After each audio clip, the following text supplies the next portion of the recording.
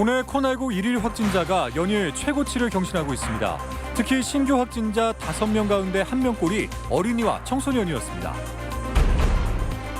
여자 의원에 이어 이른바 불륜파동으로 제명됐던 김제시 의회 남자 의원까지 법원 판결에 따라 결국 의원직에 복귀됐습니다.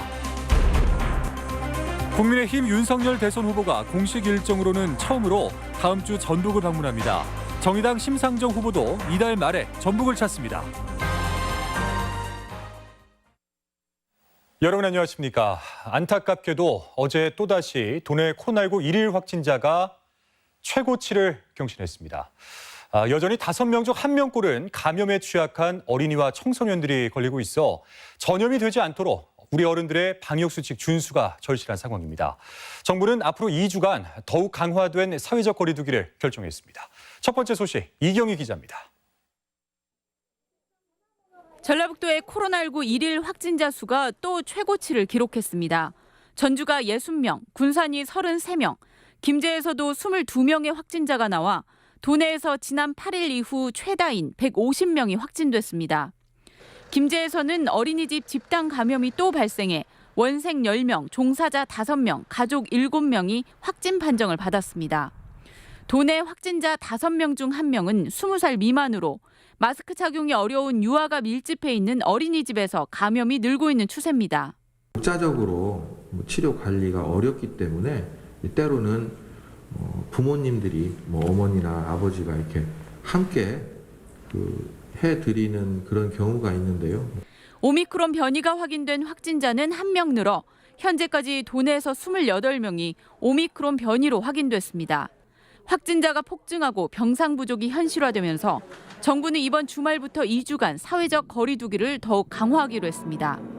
사적 모임은 4인으로 축소되고 미접종자는 식당과 카페를 혼자 이용해야 됩니다.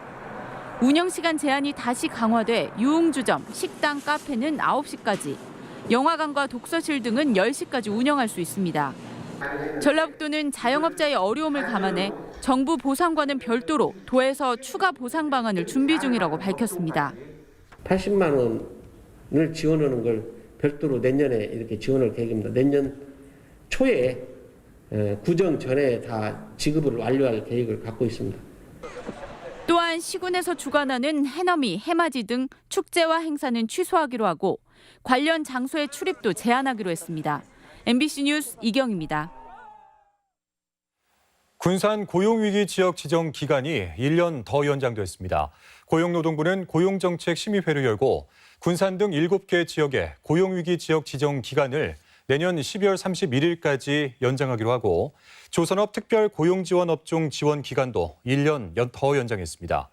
한편 군산은 현대중공업 군산조선소 가동 중단과 한국GM 군산공장 폐쇄에 따라 지난 2018년부터 고용위기 지역으로 지정된 바 있습니다. 국민의힘 윤석열 대선 후보가 공식 일정으로는 처음으로 전북을 방문합니다. 윤석열 후보는 오는 22일부터 1박 2일 동안 새만금을 비롯해 수소특화 산단을 추진 중인 완주, 공공의대 설립이 현안인 남원 등을 찾아 민심을 듣고 지지를 호소할 예정입니다. 정의당의 심상정 후보도 28일에 전북을 찾는 등 대선 주자들의 연말 전북 방문이 이어질 예정입니다. 네, 다음 뉴스입니다. 불륜이 드러난 의원들끼리 볼성사나운 충돌까지 벌이면서 기초의회를 그야말로 웃음거리로 만들었던 김제시 의회. 여러분들 기억하시죠? 사회적 비난 여론에 해당 의원들은 결국 제명이 됐는데요. 법원이 문제의 시 의원들에게 연이어서 면죄부 같은 판결을 내렸습니다. 그러니까 제명의 이유보다 결국 절차가 문제였다는 건데요. 문제의 두 의원이 사실상 면죄부를 받을 수 있도록 빌미를 준 김제시 의회에 대한 비난 여론이 현재 커지고 있습니다. 보도에 조수영 기자입니다. 지난해 7월 전북 김제시 의회. 한 남성시 의원이 동료 여성 의원과의 불륜 사실을 스스로 폭로한 데 이어 본회의장에서 험한 말싸움까지 벌였습니다. 칼 휘두른 게 누군데요? 칼 휘둘러? 우리 애기 아빠한테 머리 해가지고 12번을 끊었잖아요. 그랬어. 먼저 칼 휘둘렀잖아요. 그만하세요. 그래서 어찌라고? 직분을 망각한 품위 유지 의무 위반에 김제시 의회는 유진의 의원을 만장일치로 제명했습니다. 그러자 유 전 의원은 불과 석 달 만에 제명을 취소해달라며 행정소송에 나섰습니다.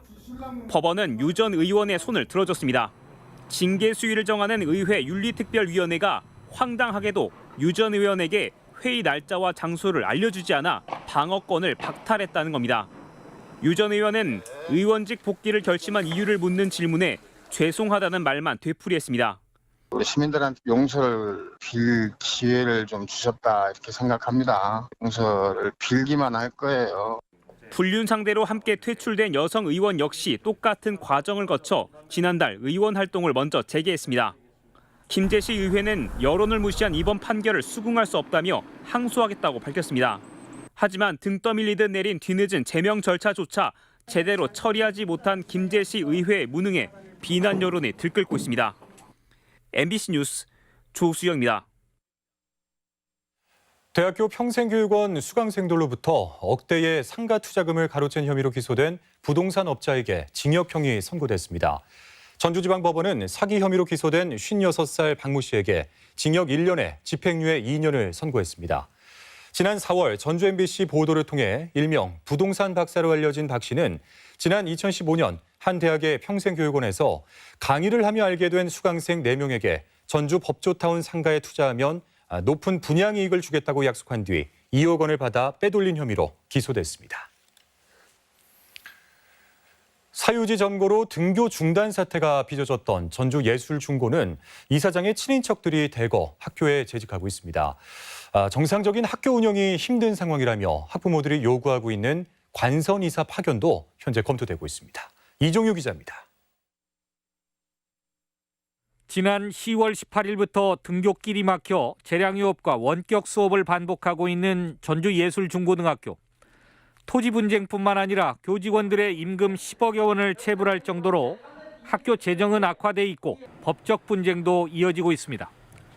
그런데 이 학교는 이사장 친인척이 곳곳에 자리 잡고 있어 마음만 먹으면 학교를 좌우할 수 있는 구조입니다. 10명으로 구성돼 있는 이사회는 이사장과 부인이 나란히 이사로 올라 있습니다. 부인은 이 학교 교장을 지낸 뒤 지난해 8월부터 상임이사를 맡았습니다. 학교 행정실장은 이사장 동생의 부인이고 행정실 직원은 이사장의 아들입니다. 이사장의 또 다른 동생의 부인은 행정실장을 지낸 뒤 지금은 교사로 있습니다. 다양한 사람들의 의견과 고민들, 생각들이 어우러져서 올바르게 민주적으로 의사결정될 수 있는 구조가 아니라고 하는 부분이고요. 일정 부분 이사장의 입김이 강력하게 재단 내에서 의사결정할 수 있는 구조를 전주예술중고 측은 등교 중단 사태와 관련해 법원에 가처분 인용으로 전기와 상하수도를 연결했고 다음 주 월요일부터 등교 수업이 가능해졌다고 밝혔습니다. 하지만 2달 넘게 이어진 등교 중단으로 뒤늦게 수업 일수를 채워야 하는 학생들은 내년 1월 말에야 겨울방학을 할 수밖에 없습니다. 학교를 믿고 기다렸지만 해결책은 원격 수업이 전부며 원격 수업도 말이 원격 수업이지 제대로 이루어지지 않아 옆에서 지켜보고 있으면 한숨이 나옵니다. 전라북도 교육청은 조만간 학교 이사들을 불러 청문 절차를 열고 학습권 침해의 정도와 학교 운영 능력 등을 판단할 예정이며 결과에 따라 관선이사 파견 여부를 결정할 예정입니다. MBC 뉴스 이종휴입니다.